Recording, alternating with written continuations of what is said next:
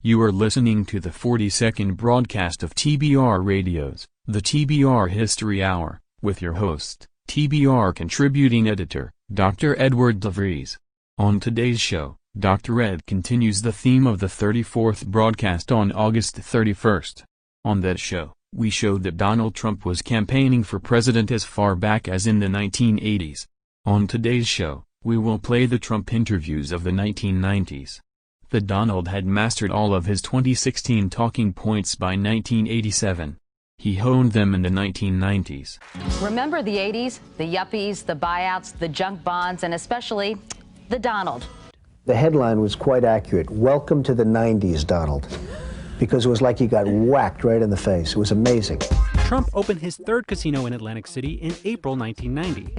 Lasers, fireworks, and miles of neon lights provided the color as Trump opened the Taj Mahal Casino Hotel in Atlantic City.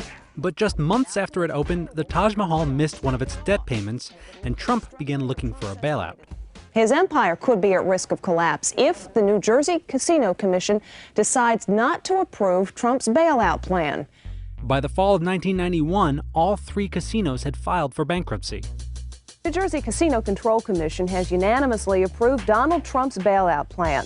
That plan allows him to use his three Atlantic City casinos as collateral for a $65 million loan. In order to finance a loan, Trump was forced to sell off his airline, his yacht, and a chunk of one of his earliest projects, the Grand Hyatt Hotel in Manhattan. You know, I had a wife who was suing me for $2 billion. I had the banks, I had this, I had that. He did get to keep one asset, an undeveloped piece of land on Manhattan's west side that Trump had purchased in 1985.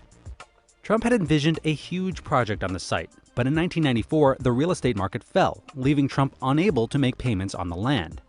So Trump sold off the lots and made a deal where he got to keep some of the profits from any future development, and to put his name on a few of the buildings, marking a new chapter in which Trump was less of a developer and more of a brand. Who knows better about hard times than me? I had a company, it was doing well, I had tremendous debt like this country, and in 1990, the whole country, it just went very, very bad. As his finances stabilized, Trump began to reclaim his status in the public psyche with publicity stunts. By the end of the decade, he was once again sounding like the Trump of the 80s. Back in the 1990s, you owed something like $900 million. Your empire was pretty much more than that. You owed more than that? 975 was personally guaranteed. That was just the small part. That was the harder debt. But I owed many, many billions of dollars. And now my company is much bigger and stronger than it was in the 80s. And flirting with a presidential run. Businessman Donald Trump tells Meet the Press that tomorrow he, Trump, is also leaving the Republican Party to join the Reform Party. Running mate. Who would be the ideal running mate for Donald Trump? Oh, I think Oprah would be great. Back in August, we did our radio show, and we carried Trump's candidacy for the presidency back in the 1980s, showing that by 1987, Donald Trump had mastered all of his 2016 talking points. Had a little montage here at the beginning of today's show. We are taking you from the 80s into the 90s, showing that going into the 90s, Donald Trump was still, it would appear, campaigning for, posturing himself to become a candidate for president of the United States. Finally, at the end of the 90s in 1998, he formally, officially announced his presidency, and he became a candidate for the Reform Party. But let's go back to the beginning of the 90s, because we'll work our way to the end of the 90s into his Reform Party candidacy. Let's go back to the beginning now. And as we're going into the 1990s, Donald Trump appears on an interview on Houston's Channel 2, that's KPRC, the NBC affiliate for Houston, Texas. And the person interviewing him here is Dan Patrick. Of course, Dan Patrick is now the Lieutenant Governor of Texas. But back in 1990, he was a newscaster and a sportscaster for KPRC Channel 2. And now, as promised, the man who lives in his own golden tower in New York City. For that matter, he could live just about anywhere in the Western Hemisphere because he has developed magnificent tracts of land and owns the gleaming casinos and hotels which are on top of them. We could only be talking about Donald Trump. Thank you, Mr. Trump, for joining us this morning. Hiya, Dan. I have heard that you are worth something like $3 billion, but to read your book, The Art of the Deal, you don't care to count exactly how much you're worth, do you? Well, I don't know what I'm worth. I know that from the standpoint of the book, I've done a book. The charities go to, the money all goes to charity that we're making from the book. The book has become a tremendous success, which I'm happy to say. And it's something that makes a lot of charities very happy, too, because, as I said, the money goes to charity. So I'm very happy about it. It tells you that a lot of people want to make a lot of money. Are they going to learn that by reading your book? Well, they might learn that, and they also might learn that they shouldn't try making too much money, because I really have a theory that some people are not destined to make a lot of money, and that's fine, and they can be very happy. In fact, they can be much happier by not. Those people shouldn't be, because they'll ruin their lives. I mean, they'll go and they'll put up their house, and they'll mortgage their cars and everything else they own, and they'll go into business, and they shouldn't necessarily be in business. Not everybody is meant to be a business person. Now, you own these incredible casinos and hotels. And the towers in New York City. You're going to build this world's tallest building now in Television City. When is enough, or will Donald Trump never be satisfied with the deal-making and the acquisitions? Well, I'm like a lot of my friends from Houston. I just keep chugging. I mean, all you can do is just keep going. Life is sort of a pretty short experience, and you have to maintain some kind of an equilibrium, and the way I maintain that is to work. And I enjoy what I do. I love what I do, and I hope I do it well. And so I just keep going forward, Dan, and it's so far it's paid off. Are you smarter than most people who would call themselves entrepreneurs? Do you work harder? What is the deal with you anyway? Well, that's an interesting question. I don't know if anyone's ever asked me the question, am I smarter than other people? I think that without a certain innate intelligence and without a certain drive, you're not going to be successful. I'll bet that you're used as a person an awful lot. I know that people sue you because you have deep pockets. People invite you to their banquets to promote their own causes. And in a more personal way, I suppose that people come up to Donald Trump, and to them, money is your complete identity. And they don't approach you with the kind of personal respect that I'm sure you deserve. That must aggravate you, must bother you. Well, it becomes a somewhat impersonal life, unfortunately, and I will tell you that I'm not sure that that's a very good thing or a very healthy thing, but it's where I am, and there's not, unfortunately, very much I can do about it, but maybe I wouldn't want to. I have my friends. I have some very, very good friends, and I guess I have some very good enemies, and I like it that way somehow, and I really believe in trashing your enemies and really being loyal to your friends. I'm a strong believer in loyalty, Dan. I keep wondering about little details of your life. Are you carrying your wallet this morning? I am carrying my wallet. How much cash do you have in your wallet? Probably none. I don't keep cash in a wallet, and I don't carry very much cash. You know, there's not very much reason to carry cash, I guess, but I don't carry very much. But I keep none in my wallet, I can honestly say. Your credit's probably pretty good. I guess the credit is good. Do you pump your own gas at the service station? No, not generally, and if I can, you know, it's one of the nice little luxuries in life to be able to say, hey, I'll pay the extra 5 cents a gallon. And on, say, Friday or Saturday night, do you ever sit around in your underwear and order pizza, rent a movie, Absolutely. Just stay at home? Absolutely. That's an important element in life. I mean, frankly, you're mentioning one of my best and favorite phases in life. I love just being home, relaxing, take it easy, watching television, and maybe necessarily if there's pizza, that's good too. But there's nothing like that kind of relaxation, Dan. In your cozy 80-foot living room. What doesn't money buy anyway? Well, I've always said, you know, money isn't a totally essential ingredient, but it does make life a little bit easier in terms of the medical and in terms, you know, people say, well, money can't buy happiness, and they're absolutely right. But it does make it easier. It means that there are problems that you would have if you didn't have money that you just won't have, you know, to the same extent. So yeah. I really look at money as being something that is totally unessential, but something that you should certainly try and have enough of. Because death is the great equalizer, and because we all leave this life with exactly the same amount, I wonder if you have much of a spiritual life. Well, I'm not sure that we do leave with the exact same amount. I mean, I'm leaving a lot of money to charity, as an example, when I leave, and I think that's going to benefit a lot of other people. So I don't know if we can really say that we leave with the exact same amount. I'm going to leave with a very good feeling that I've done something and left something behind. Donald Trump, thank you very much. Best of everything in 1989. Have a good time, Dan. Nice being with you. Okay. And nearly noon will continue. Shortly after that, in 1991, Donald Trump would appear before the Congressional budget committees, and he would be testifying on the nation's increasing deficits and other economic matters before Congress. And you could tell in his testimony that he was already laying the groundwork probably for a presidential run, whether he realized it or not. I'd like to call our next witness, Donald Trump, who certainly needs no introduction. Your fame and reputation precede you, Donald. We're very happy to have you here. We know you to be very frank and outspoken, and you've had extensive experience, not only in large real estate developments, but also in sports and gaming and entertainment industries. Donald, you may proceed. Thank you very much. Well, first of all, I think I could say to Mr. Seidman, who I believe has done a really fantastic job while he was in government, that had the 1986 catastrophe of the Tax Reform Act not been passed, I'm not sure that you'd know Mr. Seidman in the capacity of RTC. You'd know him in some perhaps more positive capacity, but not in the Resolution Trust. And I think in bringing that point up to Mr. Seidman before, he tended to agree with me. So this tax act was just an absolute catastrophe for the country, for the real estate industry, and I really hope that something can be done, as Congressman Thomas recently said, that something can be done to change at least parts of it, because it has taken all incentive away from investing in real estate, and real estate really means so many jobs. I mean, you have a city called New York City. You have a city, Boston. You have other cities and so many other cities. But I can tell you from very personal knowledge, New York City has virtually no construction right now.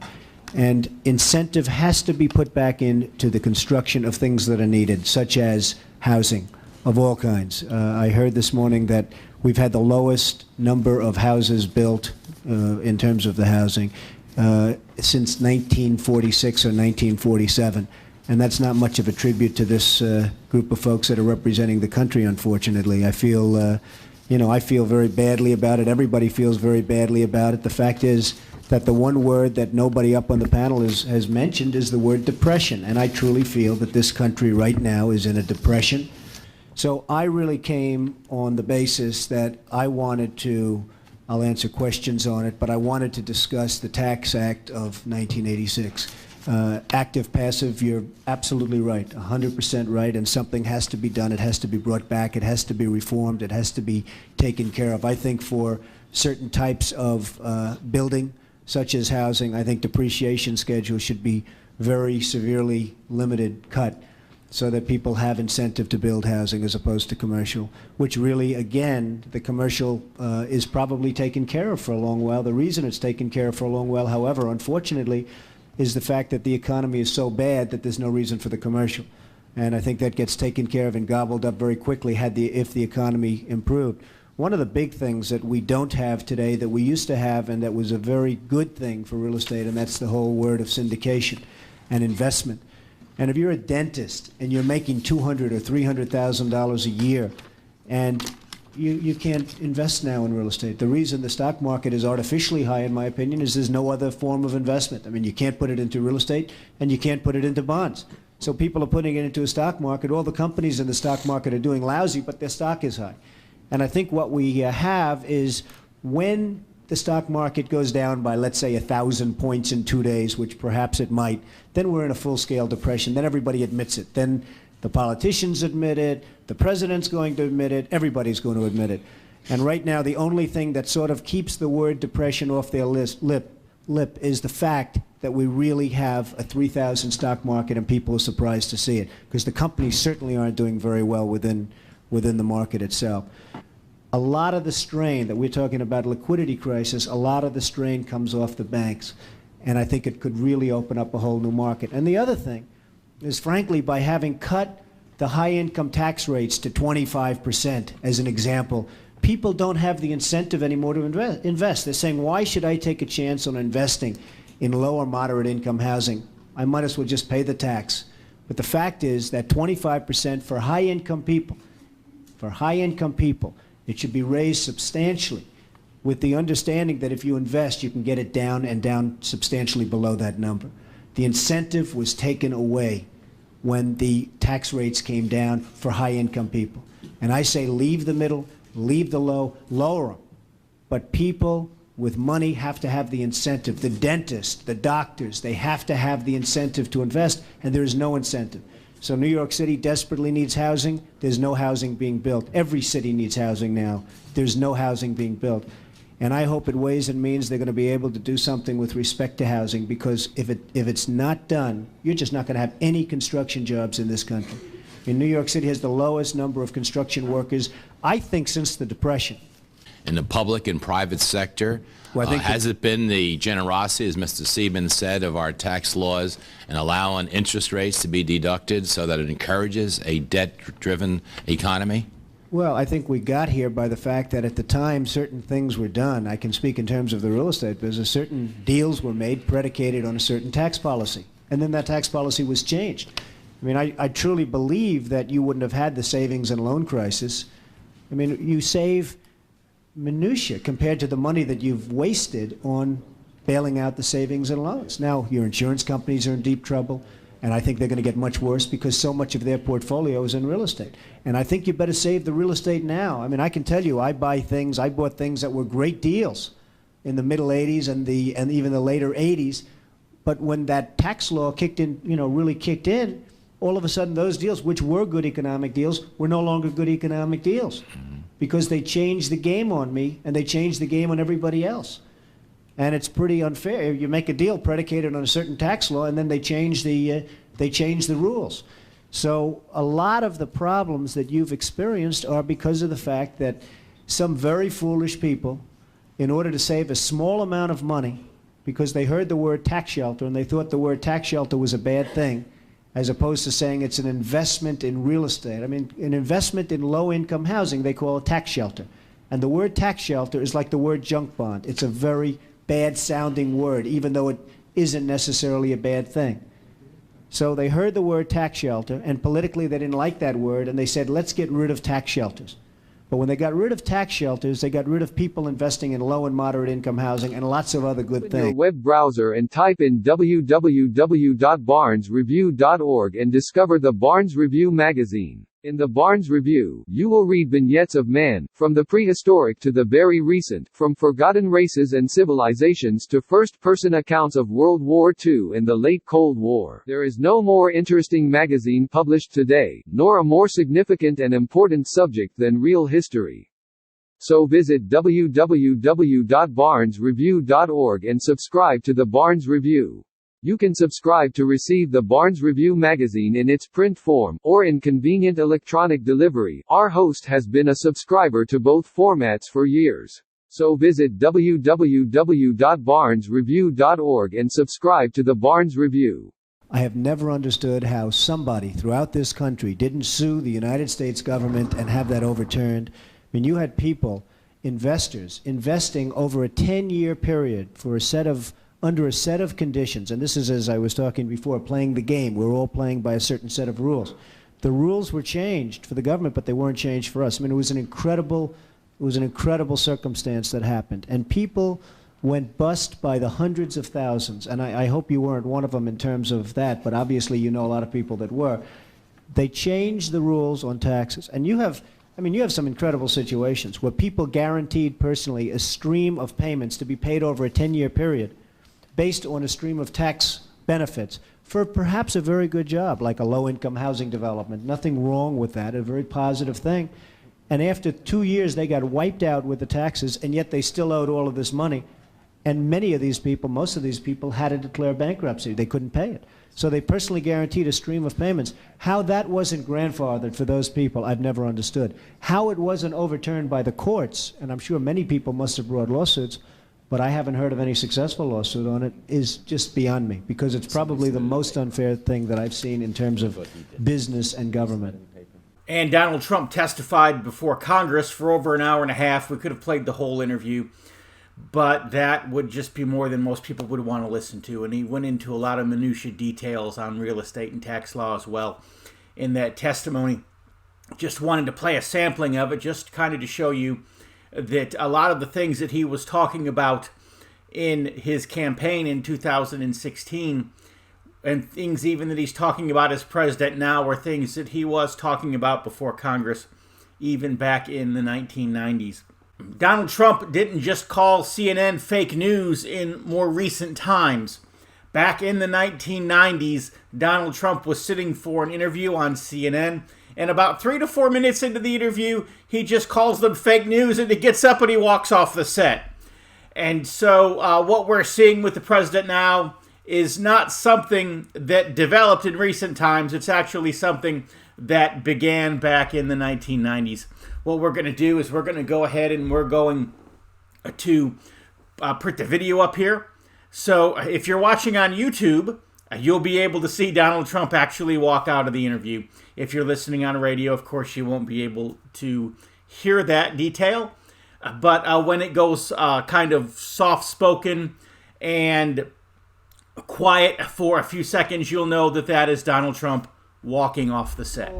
Say something false, I attack those people. Because the news gets away with murder, the news media. They get away with murder. You're tough in terms of libel laws because the media is so protected, and it's ridiculous that they're so protected, but they can write virtually anything. The difference is, with me, at least they pay some price. And I think more people should have that attitude, and I think you'd find a lot more accurate reporting, including yours. What was inaccurate so far?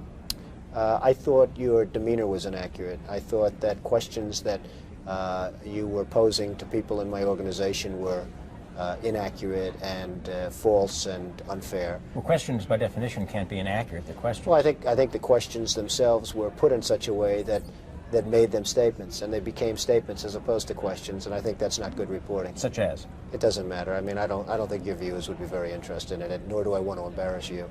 No, I don't think I would be, but let's talk about what we talked about yesterday. Those in the financial community I'm talking about, and we talked about this on the phone, who have said, and this is them saying it, not me. This is them? What do you mean by them? This is 1 or 2 people, and what about the positive people? 5 or 6, but the ones who said negative things, and here we are. Well, we've got to talk about that. Back to the negative. Back to the negative. Back to the. You know what? Do this interview with somebody else. Well, we talked about this yesterday on the phone. This is exactly what we talked about. Do the interview with somebody else. Really. Yeah, you don't need this. Do it with somebody else, and have a good time with it. Because frankly, you're a very negative guy, and I think it's very unfair reporting. Good luck. I disagree with you. Sorry you feel that way. Okay, I'll see you later. There's nothing that we can discuss on the phone, Donald.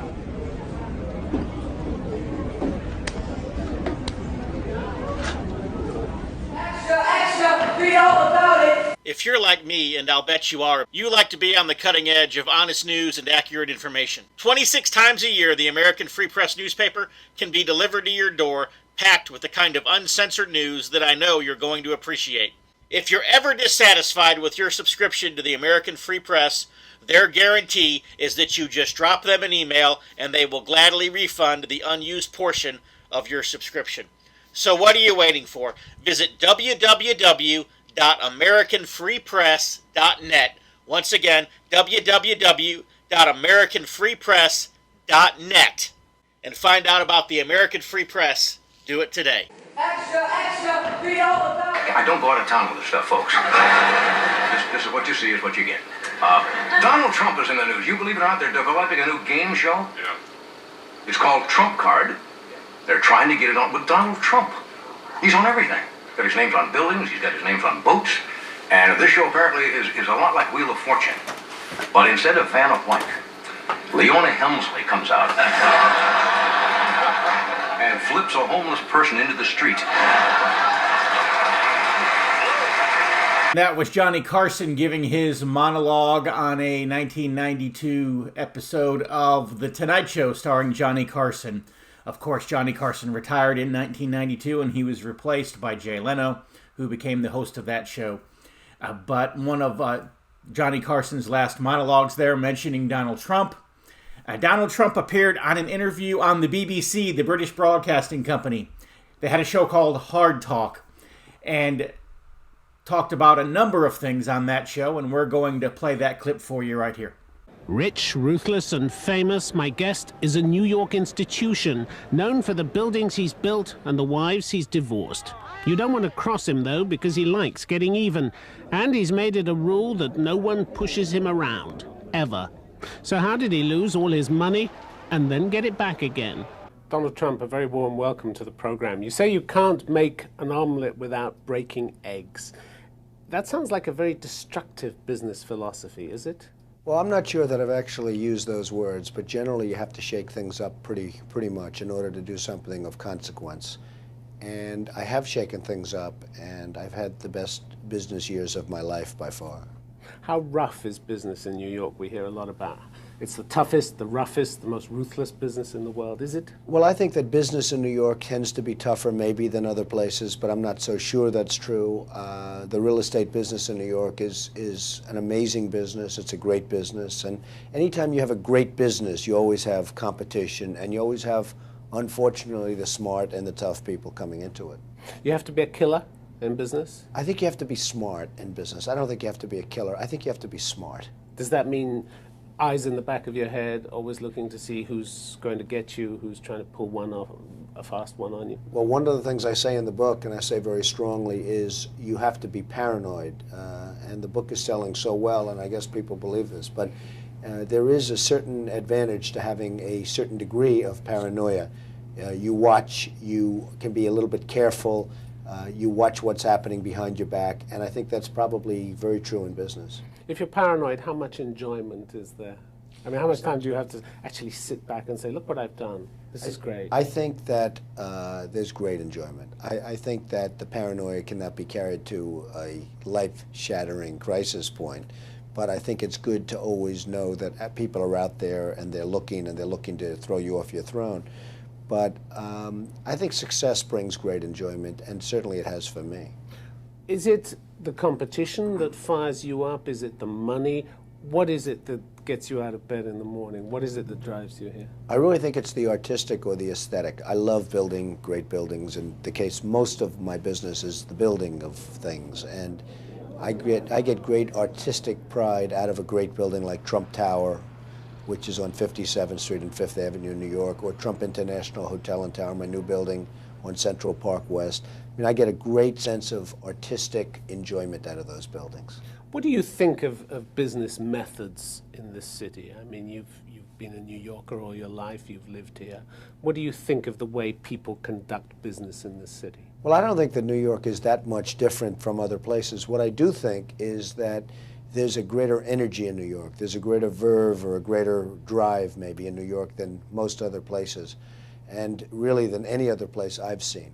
But I don't think that business itself is much different in New York than it would be anywhere else. Greed, corruption. I mean, you say it's a throwaway line in the book, greed is good. Well, I don't think greed is good. And as you know, they did the famous film with Michael Douglas, Wall Street, where greed is good. But that is not the case. I mean, I think greed is bad. I think that you have to enjoy what you're doing. If you enjoy what you're doing, it'll be successful, generally. If you don't enjoy what you're doing, it's almost never going to be successful. Rich men are always targets. The richer you get, I suppose, the bigger the target that you present to people. How much does that worry you?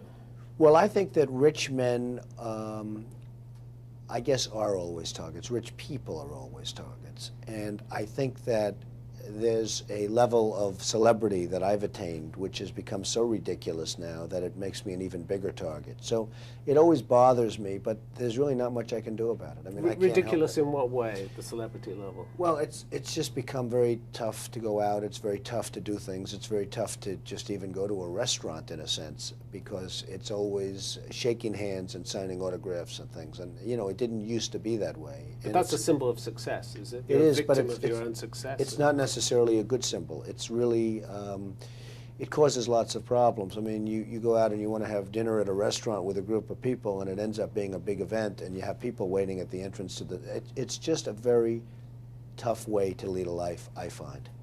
You talk in your book about getting even, the importance of getting even. Is revenge sweet? I believe strongly in getting even. If somebody has hurt you, if somebody's gone out of their way to hurt you, I think that if you have the opportunity, you should certainly go out of your way to do a number of them. And I've had more criticism about that one statement in my book than any other statement. The clergy is called, the ministers, the priests, the rabbis. They've all said, what a terrible thing to say. That's against our teachings. I just believe it. I believe in an eye for an eye.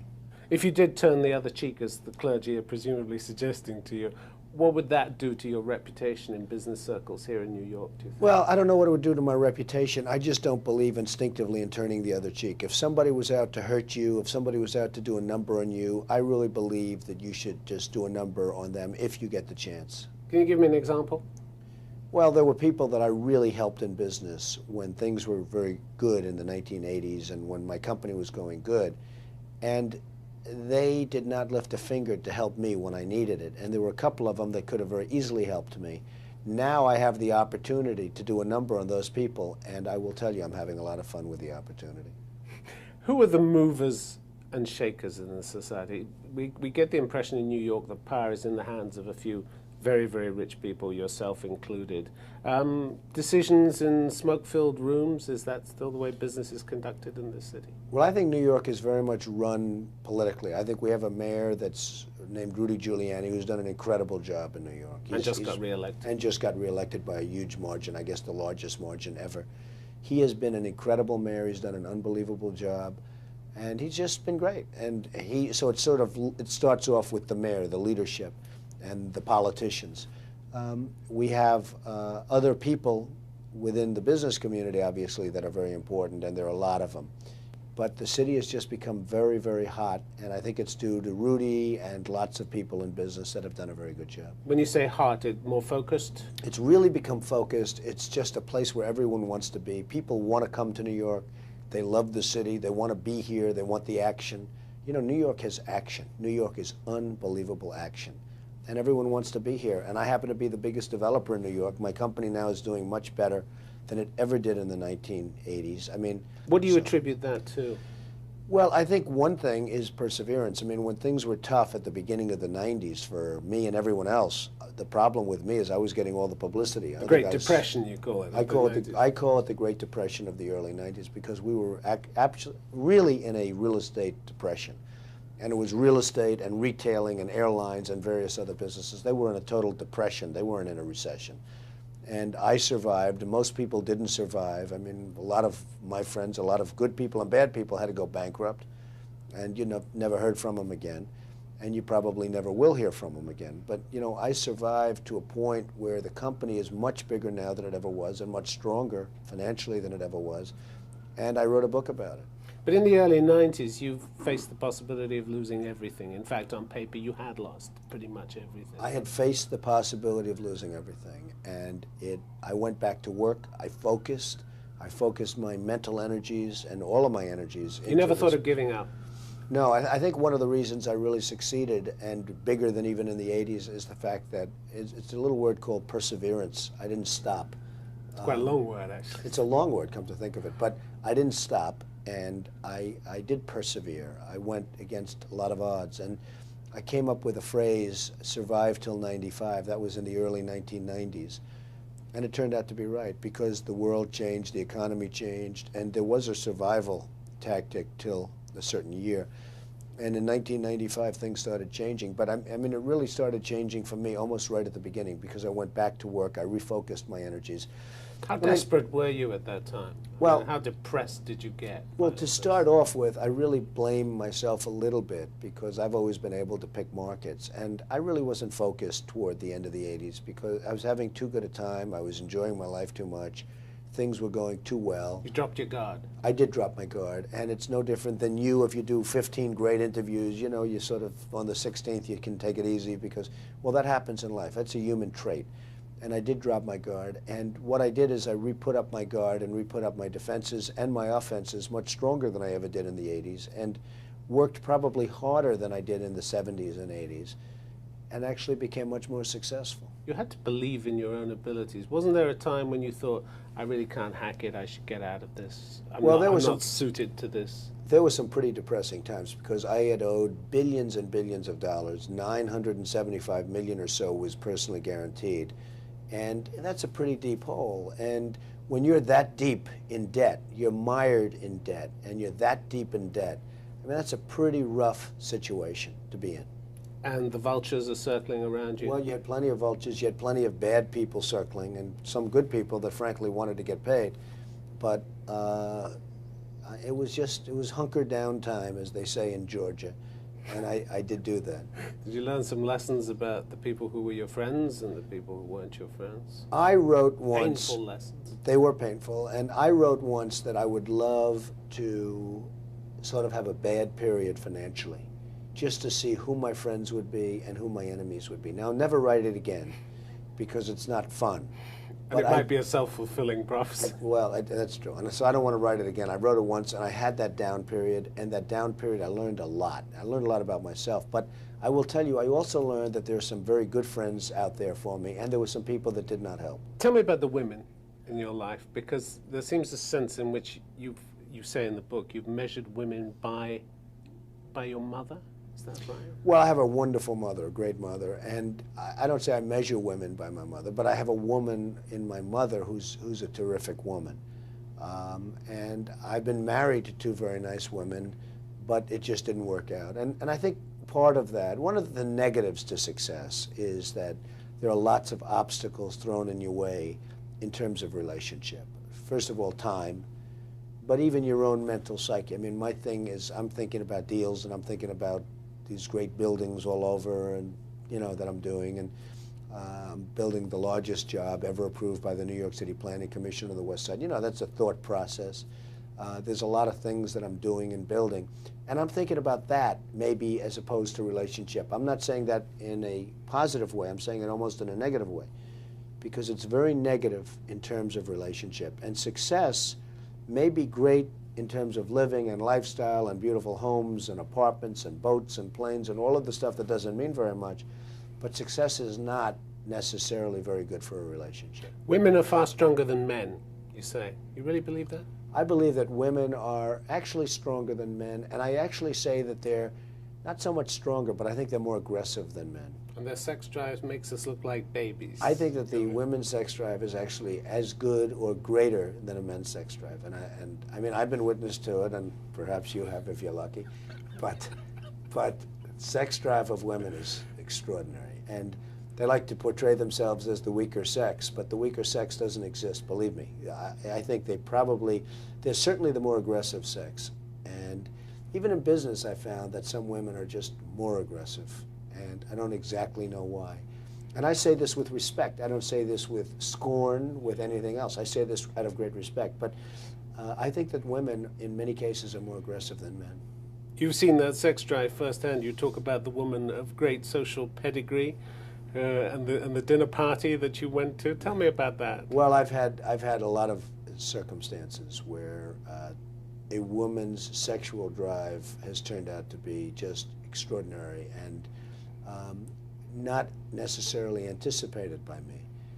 And I write about this in the book, and it's pretty good stuff. This was really a specific dinner, though, wasn't it? This was a specific dinner. And what happened? Well, I'd rather let the book speak to it, because, to be honest, it's almost embarrassing talking about it in an interview. But because it really is mostly a business book, but I think that women have a lot to do with business. They have a lot to do with the effect on your life and how they affect your life. They have a huge amount to do with it. She embarrassed you, though, this woman. I mean, you don't name her in the book, but she embarrassed you. I would never name her. Somebody else wrote a book and named all the women that he had, as he said, conquered. And it was playing with the feet under the table, wasn't it? Yes, it was. And it was a whole thing. And it led to something that was sort of interesting. And it just wasn't a very good thing, especially with her husband sitting on the other side of the table. And there are so many instances like this, and I do talk about them in the book, and they're interesting. It's not what the book is all about, but the book is about success, and frankly, women so influence you and the world around you that I devote a lot of time to women in the book. You say women have one of the great acts of all time. The smart ones act very feminine and needy, but inside they're real killers. It sounds though you have almost this sort of love-hate relationship with women. Well, I might. I mean, I have mostly a love relationship with women because I totally admire and respect and love women. I think women are incredible. But I really do. I feel that there is a... I feel that the smart ones are the ones that really go out and do it without waving the banner of women's liberation. And if you look at the really successful women, those are the ones that have not had to wave that big banner. They've just gone out and done it. 2 wives you've had, Ivana and Marla. What do you think of them now? I have good relationships with both of them. You've had fights. You're in an ongoing fight with one of them, or you were at the time the book was being written. I mean, we'll see. I'd rather be able to address that question sometime later, because at this moment, I have a very good relationship with Ivana. I think I have a very good relationship with Marla, but I'll be able to tell you better in about a month or two. We'll find out.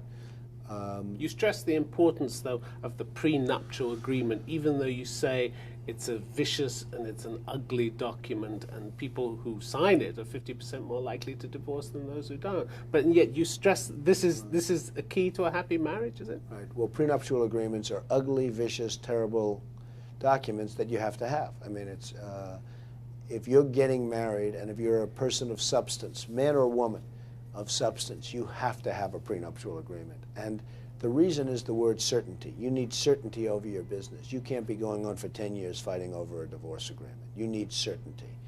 And you just have to have a prenuptial agreement. And even when you do, you have battles, as you've shown. It's not foolproof, is it? Even when you do. I mean, even when you have well, prenuptials are pretty foolproof, but they still fight. And people will still fight over prenups. I mean, there's scores of people that have fought for more than their prenuptial agreements have given them are legion. But, you know, the prenuptials are very strong agreements and hold up. Does it take the romance out of it? Yeah, it does. It's always tough to go up to somebody and say, you know, gee, I love you very much, but if and when we get divorced, this is what you're getting. So, you know, would you agree to that? It's always really tough. It's a very unromantic agreement. There's nothing nice about a prenuptial agreement, but from a practical standpoint and living in this world and living through a very difficult court system and everything else, I think it's absolutely necessary for somebody to have one. And I mean, so important that I actually devote a chapter in the book to prenuptial agreements. So you think that if you can sort out the finances, that somehow the relationship will take care of itself? I think that finances and relationship are very, very different. What don't the two ever go together? I think that that finances, that great success often leads to bad relationship, unfortunately. I think that the reason that somebody becomes successful is that focus is on his success, his or her success, not necessarily his or her relationship. But I think that there are times when both can work beautifully, and that's if you get the right partner.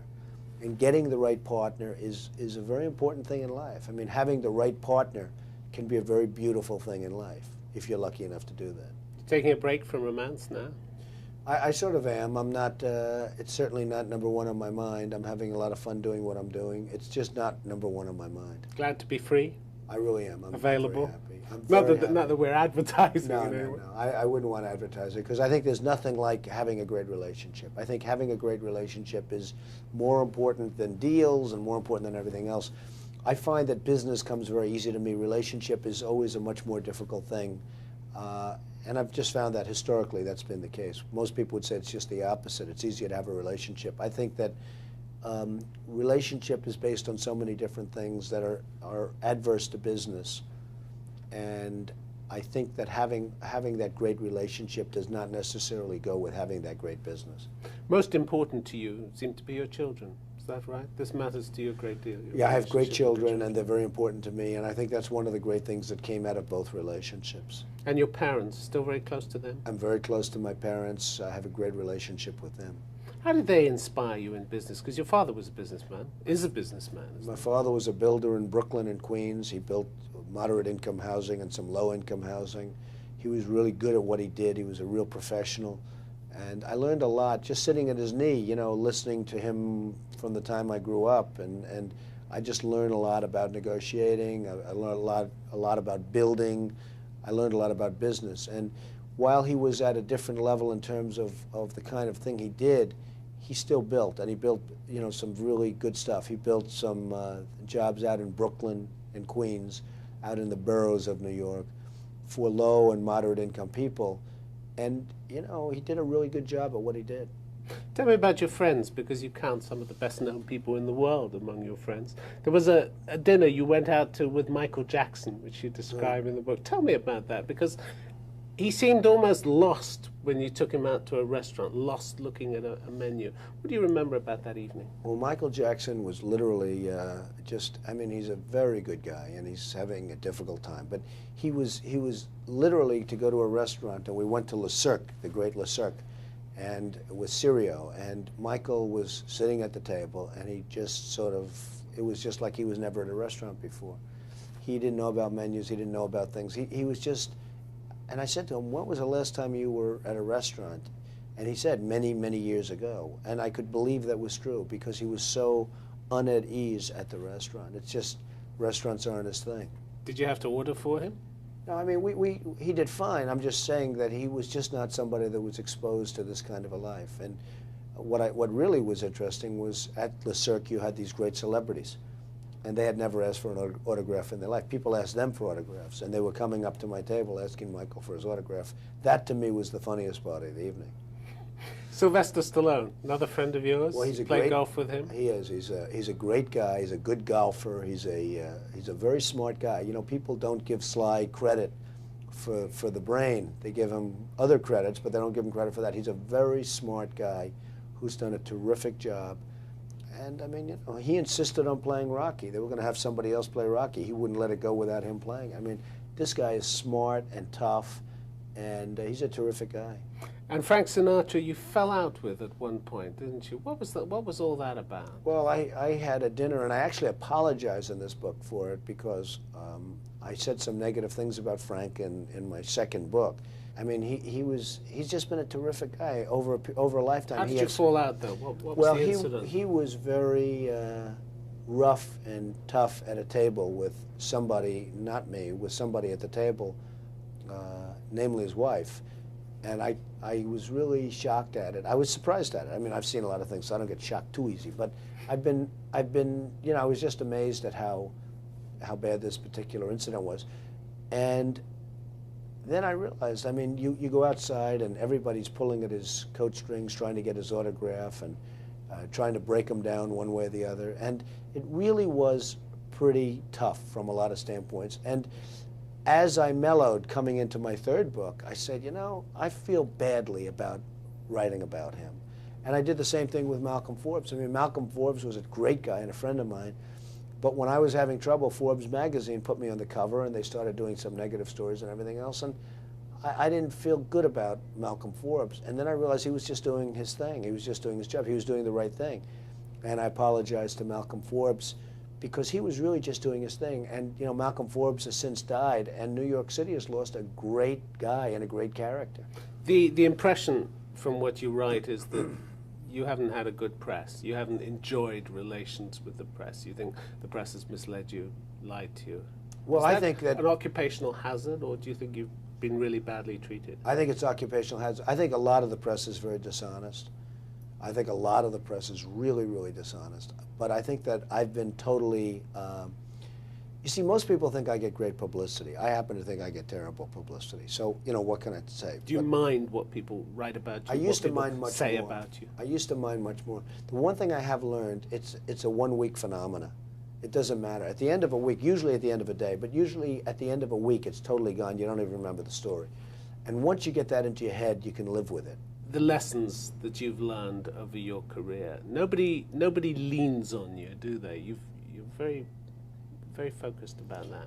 Well, I think I help people. I like people. I have a good relationship with people. I have a lot of great relationships in terms of business and in terms of people generally. Do people try to lean on you? Yeah, everyone tries to lean on me, but I have lots of really good relationship, and I don't mind being leaned on if it's to help somebody. I think I really enjoy helping people at high levels and at low levels. I feel it's very important to give to charity. I give a lot of money to charity. I try and help as much as I can. But you know, there are times when you just have to say, that's enough. That's all I can do. People might look at you and think to themselves, I wonder what it's like to have all that money. Donald Trump, what is it like to have all that money? Well, again, money does not buy happiness, and it does not buy lots of other things, but it certainly makes life easier, and it really does create, it lets me create what I want to do artistically, because I'm an artist. In a certain sense, I'm an artist. I build the greatest buildings in the world. I'm the biggest developer in New York City. I love what I'm doing, and I put up great things. And having money and having the kind of access to money that I have allows me to do what I like to do best. And if someone says, I want to be Donald Trump, what would you say to them? I'd say lots of luck. Donald Trump, thanks very much for sharing your views with us on Hard Talk. Thank you. Thank you very much. Thank you. Great honor. Welcome to the Christendom curriculum. You know, every parent who decides to homeschool wants to secure a great education for their child, while also saving time and money. But these days, many parents have another concern. They also want a homeschool curriculum without all the multiculturalist, politically correct diversity doctrine that's really little more than a thin disguise for an anti-Christian, anti-American, and anti-Western civilization bias. Now there is such a curriculum. The Christendom curriculum gives your children a complete education in Bible, history, literature, and more, focusing on the classic academic skills of reading, writing, and arithmetic. But we also tell the story of Christendom, the story of the Christian nations, especially as Christ's kingdom has been historically manifest in the nations of Europe and America, and we do so without apology. The Christendom curriculum is the only Christian nationalist homeschool program you'll find. We support the right of the European and American peoples to their historic Christian cultures against the globalist leftists who want to destroy those cultures. Not only that, but we provide assigned reading courses for various hot-button subjects in our current culture wars, including feminism, social justice, and cultural Marxism, among others. These reading courses will teach your kids how to survive a social justice warrior attack, how to debate with leftists on social media, how to reform their local churches and communities, and more. We're living in a time of tremendous historical and social change. Christians have the opportunity now to begin building the culture and civilization of the next 1,000 years and beyond. It's an exciting time to be alive. So if you want to help raise the next generation of culture warriors, if you want your children to grow up with a love for Christ's kingdom and for their own nation, while at the same time learning how to defend America and rebuild the West, the easy-to-use Christendom curriculum is for you. Click the Learn More button to get in on the action. And thanks for listening.